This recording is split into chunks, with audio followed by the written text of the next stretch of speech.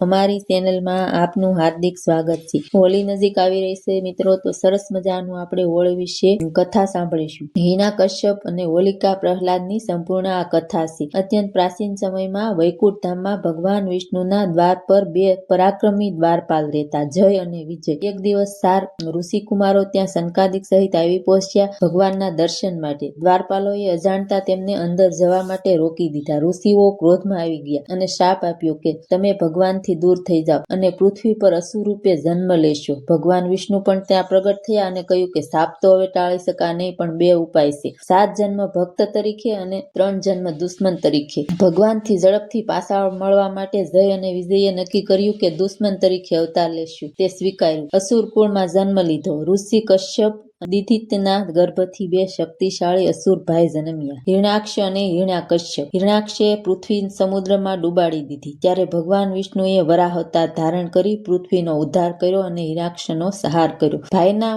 મૃત્યુથી હિરણ્યકશ્યપ અગ્નિ સમો ક્રોધિત થયો। તેણે પ્રતિજ્ઞા લીધી કે હવે વિષ્ણુનો નાશ હું કરી દઈશ। તેમણે તપ ચાલુ કર્યું। હિરણ્યકશ્યપે કઠોર તપ કર્યું। તેમની તપસ્યાથી બ્રહ્માજી પ્રસન્ન થયા અને બ્રહ્માજીએ તેને વરદાન આપ્યું। તેણે કોઈ મનુષ્ય કે પ્રાણી ન મારી શકે એવું વરદાન માંગ્યું। તે ન દિવસે મરે, ન રાત્રે મરે, ન ઘરમાં મરે, ન બહાર મરે, ન જમીનમાં મરે, ન આકાશમાં મરે, ન હથિયારથી મરે। આવા વરદાન મળતા તે ગર્વથી ભરાયો। તેમણે પોતાના રાજ્યમાં વિષ્ણુની પૂજા સાવ બંધ કરી પોતાને ભગવાન જાહેર કર્યો। હિરણ્યકશ્યપને એક પુત્ર હતો, પ્રહલાદ। બાળપણથી તે વિષ્ણુનો ભક્ત હતો। ગુરુઓએ તેમને પિતાની પૂજા શીખવવા પ્રયત્ન કર્યો, પરંતુ પ્રહલાદ હંમેશા કહેતો કે ભગવાન વિષ્ણુ સ્વતંત્ર છે। હિરણ્યકશ્યપે તેને અનેક યાતનાઓ આપી, ઝેર આપ્યું, હાથીઓથી કસડવાનો પ્રયત્ન કર્યો, પર્વત પરથી ફેંક્યો, સાપો ભરેલી કોઠીમાં નાખ્યો, પણ દરેક વખતે ભગવાન પ્રહલાદનું રક્ષણ કરતા। હિરણ્યકશ્યપની એક બહેન હતી, હોલિકા। તેને અગ્નિથી રક્ષણ આપતું દેવી વસ્ત્ર મળેલું હતું। હિરણ્યકશ્યપે યોજના બનાવી કે હોલિકા પ્રહલાદને ગોદમાં લઈને અગ્નિમાં બેસે। હોલિકા અગ્નિમાં બેસી ગઈ, પરંતુ દેવી વસ્ત્ર પ્રહલાદે ઢાંકી દીધું। હોલિકા ભસ્મ થઈ ગઈ અને પ્રહલાદ સુરક્ષિત રહ્યા। આથી હોલિકા દહનની પરંપરા શરૂ થઈ। નરસિંહ અવતાર થયો। એક દિવસ હિરણ્યકશ્યપે પ્રહલાદને પૂછ્યું કે તારો ભગવાન ક્યાં છે? ત્યારે પ્રહલાદે કહ્યું કે દરેક જગ્યાએ છે। ક્રોધમાં હિરણ્યકશ્યપે એક સ્તંભ પર ઘૂંસો માર્યો અને ત્યારે સ્તંભથી ભગવાન નરસિંહ પ્રગટ થયા, અર્ધ માનવ અર્ધ સિંહ રૂપે। સાંજના સમયે ન દિવસ ન રાત, દરવાજાની દેહળી પર એટલે કે ઉંબરામાં, પોતાના નખોથી ન હથિયારથી, ગોદમાં રાખીને જમીન ન આકાશ, તેમણે હિરણ્યકશ્યપનો સંહાર કર્યો। કથાનો અંત અને સંદેશ: 3 જન્મ પૂર્ણ થયા પછી જય અને વિજય ફરી વૈકુંઠમાં ભગવાન વિષ્ણુ પાસે પરત ગયા। આ કથા આપને પણ શીખવે છે કે અહંકારનો અંત નિશ્ચિત છે, સત્ય અને ભક્તિ અવિનાશી છે। ભગવાન વિષ્ણુ ભક્તનું હંમેશા રક્ષણ કરે છે। બોલો શ્રી નરસિંહ અવતારની જય।